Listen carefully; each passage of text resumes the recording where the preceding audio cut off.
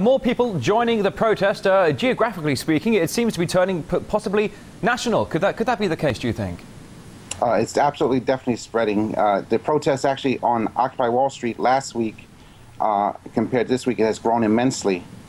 And just to reiterate what Marina previously said, this is just one incident of many of the NYPD gone wild. Last week they sprayed with mace in the face women protesting. Some women were screaming, some were crying. They were, protesting peacefully, and they were mace in the face. The NYPD said their internal affairs unit is investigating the incident, but I mean, Ray Kelly, the head of the NYPD, was on 60 Minutes just last Sunday, bragging about his $150 million surveillance studio that he has, which is in a secret location, and said they have 2,000 cameras in New York City and soon to be 3,000 cameras. So a highly expensive method of observing the people, monitoring the people, but then again, as we see the police actions turn down to brutality. If I may just jump in here, though, the anger is directed at bankers in New York, but should the big political fish in Washington be afraid, do you think? Oh, absolutely. I mean, who's lobbying, for Wall Street? Wall Street has lobbyists in Washington, D.C., and they're allowing them to take the money from the poor and give it to the rich. Definitely they should be worried. I can definitely see this protest spreading throughout America and one day being on the steps of Capitol Hill or possibly in front of the White House.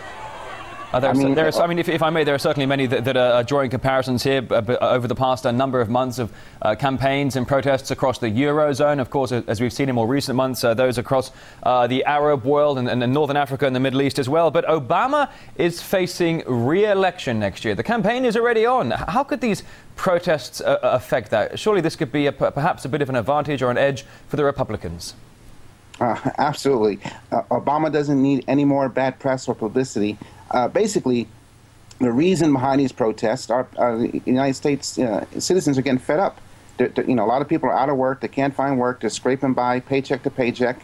I've been fortunate to travel to 30 different countries, and as a rule, Americans usually don't protest. So this is something very, very new that the administration should definitely be watching carefully and be afraid of.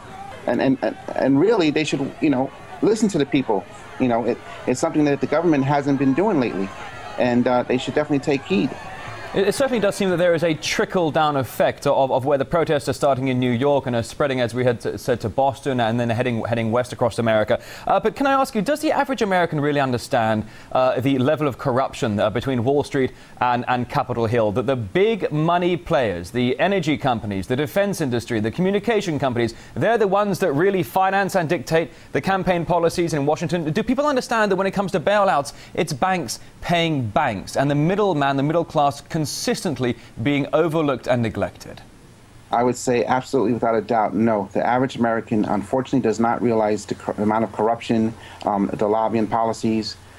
It's very sad, but true. And, you were talking about Obama and re-election. I mean, this is just, like I said, one incident of many which happened with the NYPD. They just arrested 700, protesters. And like Marina said, I heard from people that were actually on the ground, the NYPD sort of, trapped them, and it was a bit of a setup. So, they basically set the people up, and things were peaceful and going along rather smoothly until that happened. And Obama, I mean, we just had last several days ago, which was big news. Obama administration, through the CIA, through a drone strike, assassinated an American citizen without due process. He was accused of terrorism, but he never was in the court, and he never had a chance to, say his piece. And so, and the economy is the number one thing hampering Obama right now: the economy and jobs. And I think the American people have had enough. Well, if I may just jump in, we're running very, very low on time here, but you mentioned a moment ago this drone strike that's made it into the media across the world at the moment. And as you mentioned with Kelly, was it the NYPD head talking about this multi-million-dollar surveillance equipment, perhaps do you think there could be drones already in the skies over some of these protest areas in America?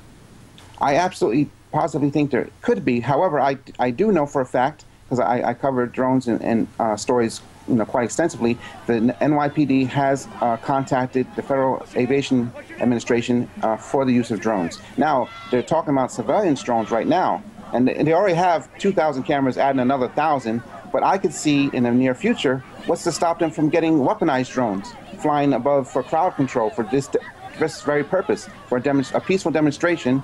Soon there might be not only surveillance drones, but possibly weaponized drones. Where does it all end? All right, investigative journalist and blogger George Mapp, many thanks indeed for your time.